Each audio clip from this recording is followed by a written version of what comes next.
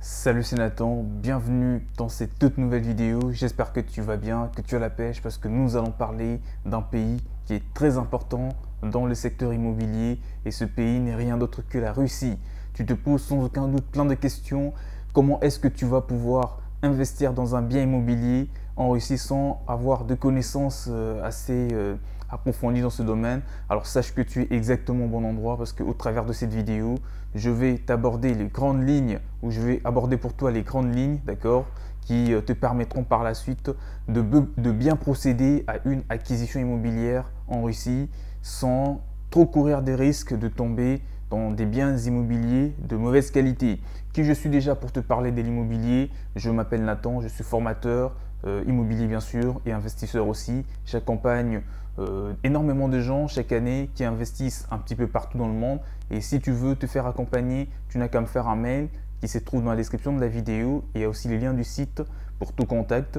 Je pourrais établir avec toi vraiment un plan d'action, d'accord, pour t'aider, une étude de marché aussi pour vraiment faire par la suite une bonne acquisition immobilière en Russie. Alors, j'espère que tu as pris de quoi noter et surtout, n'oublie pas de t'abonner à la chaîne en activant la cloche des notifications. Elle est juste en bas. Tu cliques dessus, comme ça tu seras dorénavant alerté de toutes les prochaines vidéos qui seront publiées sur cette chaîne portant sur l'immobilier ou sur l'investissement en général.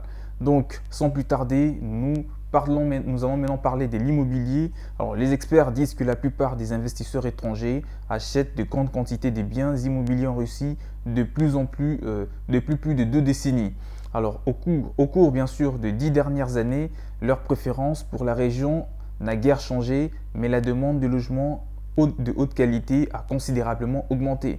Si les prix de l'immobilier en Russie a régulièrement augmenté il y a 8 à 10 ans, que les acheteurs internationaux achètent toujours une multitude de maisons bon marché à Sleeping City pour changer de main et gagner bien sûr de l'argent. Alors maintenant les acheteurs de certains pays, notamment de l'Asie, de certains continents, je vais dire, de l'Asie, deviennent de plus en plus généreux et commencent bien sûr à considérer le centre-ville cher, l'immobilier pour l'auto-occupation ou l'investissement à long terme. Alors, qu'est-ce que je veux te dire dans ce tout petit paragraphe? Ce que tu dois comprendre, ce que tu dois d'ailleurs retenir, c'est que il y a environ 8 à 10 ans, les acheteurs internationaux ont commencé à s'intéresser vraiment à l'immobilier russe de façon vraiment considérable. D'accord, ils investissent massivement dans ces secteurs et jusqu'à présent, ça n'a pas changé. D'ailleurs, ça prend de plus en plus de l'ampleur et moi, je te conseille d'investir aujourd'hui parce que tu auras plus de chances de réussir à avoir vraiment une bonne rentabilité. Bon, pas qu'une rentabilité, déjà en amont, trouver un bien immobilier de bonne qualité, ce qui va par la suite je vais dire rassurer ou vraiment t'orienter vers une rentabilité, un bon retour sur investissement. Comme ça, tu n'auras pas du mal à t'en sortir avec ton bien immobilier et surtout financer d'autres acquisitions par la suite pour vraiment évoluer lentement mais sûrement dans ce secteur immobilier sans trop vraiment avoir une évolution assez mal orienté. Alors, la loi russe autorise les étrangers à acheter un bien immobilier en russe, mais certaines restrictions et nuances juridiques doivent être comprises à l'avance. Je répète, la loi russe autorise les étrangers à acheter des biens immobiliers en Russie, mais certaines restrictions et nuances juridiques doivent être comprises à l'avance.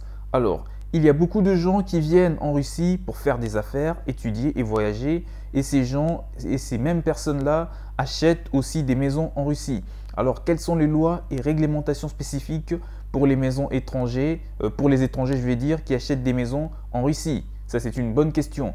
En général, selon le dispositif de la Constitution russe, les citoyens étrangers, bien sûr russes, les citoyens russes et les étrangers, d'accord, voilà, j'espère que tu as compris, jouissent des mêmes droits et obligations. Cependant, la loi stipule le contraire, sauf convention contraire dans l'accord international. Alors, l'application de la loi des étrangers en tant que personne physique en Russie, nous pouvons jeter un œil au dispositif du droit privé dans le code civil russe.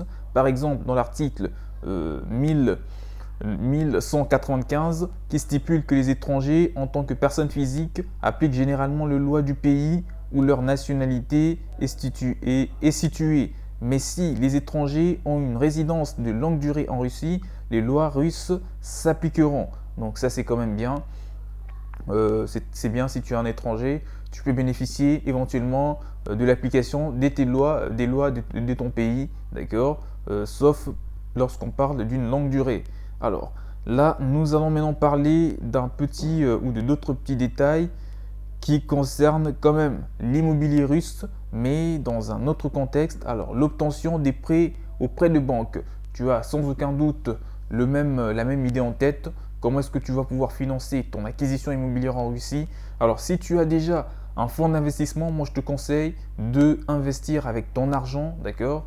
Parce que cela va vraiment te garantir une bonne rentabilité, ça c'est le 1, mais surtout te mettre vraiment à l'abri de tous les risques qui pourraient éventuellement arriver. Parce qu'on ne sait jamais, si tu achètes un bien immobilier ou pour X ou Y raison, ton bien immobilier, les choses ne se passent pas comme prévu. Si tu investis avec de l'argent de la banque et surtout si c'est le tout premier bien immobilier et que derrière tu n'as pas d'autres actifs pour, rembourser le prêt, moi je te dis que tu vas tôt ou tard te mettre un petit peu dans la merde. C'est la raison pour laquelle si tu as de quoi investir, investis avec ton argent et dès que tu achètes le bien immobilier, ce bien pourra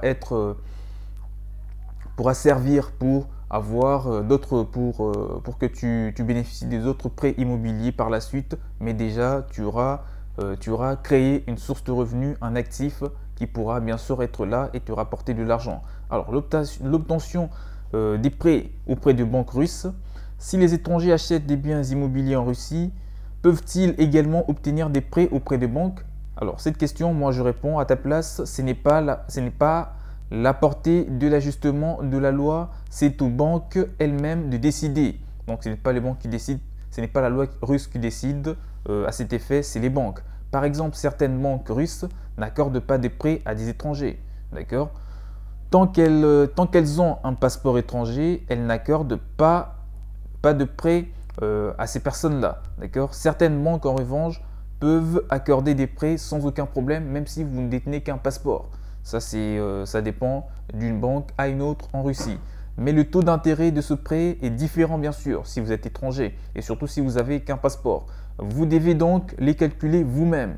Qu'ils soient appropriés ou non, d'une manière générale, les taux d'intérêt sur le prêt aux étrangers sont relativement élevés, ce qui fait partie des réglementations internes de chaque banque commerciale en Russie. Ça, c'était pour te parler du prêt immobilier dans la mesure où tu comptes bien sûr bénéficier de cela pour investir dans l'immobilier en Russie. Alors là, je te parle d'un autre détail qui est très important.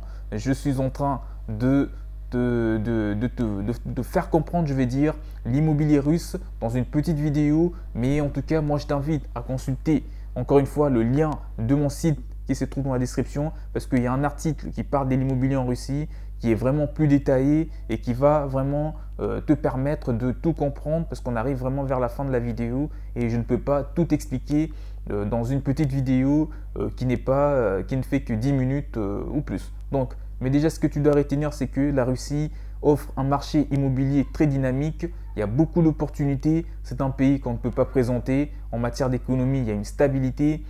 Et pas que au niveau de l'économie, hein, mais aussi dans les investissements de façon générale. C'est vraiment un petit paradis, d'accord? La plupart des gens pourraient croire que la Russie, c'est compliqué pour devenir propriétaire, c'est trop de procédures. Au contraire, c'est rapide, ça c'est de 1. Le marché immobilier, le prix des biens prennent de plus en plus de la valeur.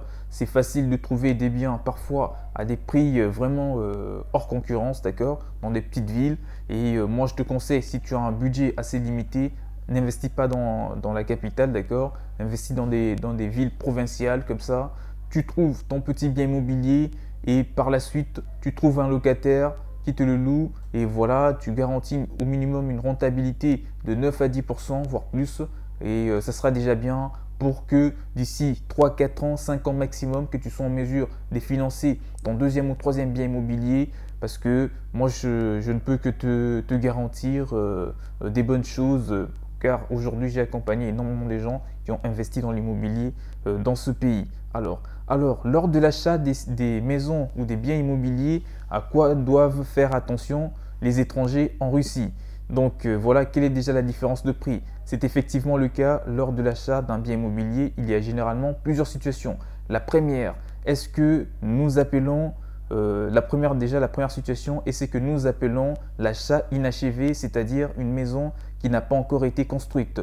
Lors de l'achat de ce type de maison, généralement un accord est signé entre l'acheteur et le constructeur. Cet accord n'est pas appelé accord d'achat de maison. Par contre, mais selon la loi fédérale numéro 214, un contrat de participation à la construction est signé car la maison n'a pas encore été construite. Vous achetez une maison qui n'a pas encore été construite et voilà, c'est un accord qui sera signé entre bien sûr l'acheteur et les constructeurs. Ce type d'investissement immobilier est généralement moins cher, mais il existe également un grand risque, surtout maintenant que la Russie est en crise économique et que le taux de change n'est pas stable. Moi, je te déconseille d'acheter une maison qui n'est pas encore construite. C'est moins cher, mais en tout cas, ce n'est pas que à cause de l'économie de la Russie actuelle, mais c'est aussi pour plusieurs autres raisons, les arnaques, etc. Évite vraiment d'acheter des maisons qui n'ont pas encore été construites. Alors, on a encore un autre point. Là, c'était le premier. Le deuxième, c'est un accord. Alors, attendez, le temps que je me retrouve ici.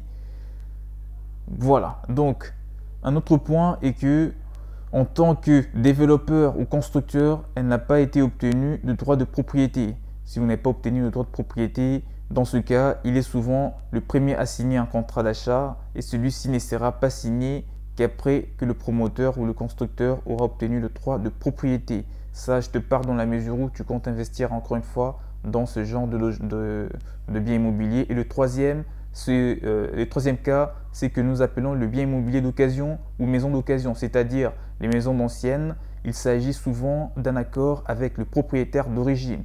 Comme nous l'avons dit ou comme je viens de te le dire, dans le cadre des transactions immobilières, le problème auquel il faut prêter attention ou certains problèmes qui sont souvent rencontrés dans l'immobilier en Russie ou parfois ailleurs, sont souvent appelés transactions de ces maisons. Il y a des problèmes qui nécessitent une attention assez particulière. Il faut savoir que les points les plus importants sont les suivants. Le premier point est de confirmer d'abord l'authenticité de la propriété, c'est-à-dire s'il est le véritable propriétaire. Autrement dit, il doit montrer son certificat immobilier, mais dans de nombreuses années des pratiques, cette situation se sont produites souvent, c'est-à-dire que certains de ces certificats immobiliers ont été vendus après la vente de la maison ou que la maison a été ajustée. Donc là, je attire un petit peu ton attention concernant l'immobilier. C'est la raison pour laquelle il faut acheter en passant par les agents immobiliers, les agences surtout, d'accord, pas qu'un agent immobilier, mais vraiment une agence qui est reconnue, qui te permettra de pouvoir acquérir quelque chose vraiment de bonne qualité, qui va vraiment te propulser ou qui te permettra au moins de faire vraiment tes premiers pas dans les secteurs immobiliers russes et que par la suite, que tu sois dans l'obligation ou que tu sois dans la possibilité de pouvoir acquérir d'autres biens immobiliers par la suite. On arrive à la fin de la vidéo sur l'immobilier russe. La fiscalité, ce n'est pas trop mal, certes un peu plus élevée que celle que nous trouvons dans d'autres pays, mais en règle générale, vous n'allez pas avoir trop du mal à vous en sortir dans la mesure où vous avez une vision à long terme, que vous comptez vraiment évoluer de façon progressive, là, lentement mais sûrement dans les secteurs immobiliers de la Russie. Moi, je t'encourage, fais très attention, passe par des professionnels qui te permettront encore une fois de trouver des biens immobiliers. Le prix au mètre carré, si tu veux investir dans le luxe, il faut savoir que ça sera forcément plus élevé. On peut parler parfois de 11 000 voire 15 000 euros, d'accord, le mètre carré en centre-ville. Mais voilà, à Moscou. Mais si tu veux investir dans des provinces, ça sera beaucoup moins que ça, 3 000 voire 2 000 ou 1 500 euros le mètre carré pour un appartement qui pourrait être de 2 ou 3 chambres, une maison de bonne qualité. Ça ne sera pas neuf, d'occasion, mais vraiment durable et forcément, ça sera quelque chose qui te conviendra pour quand même avoir quelque chose en termes de retour sur investissement. On se retrouve très prochainement. Abonnez-vous à la chaîne en activant la cloche de notification. On se retrouve dans d'autres vidéos sur l'immobilier. J'espère que celle-ci sur la Russie vous aura plu. Et abonnez-vous encore une fois à la chaîne. Et je vous souhaite de faire des bons investissements. Portez-vous bien. À la prochaine. Ciao, ciao.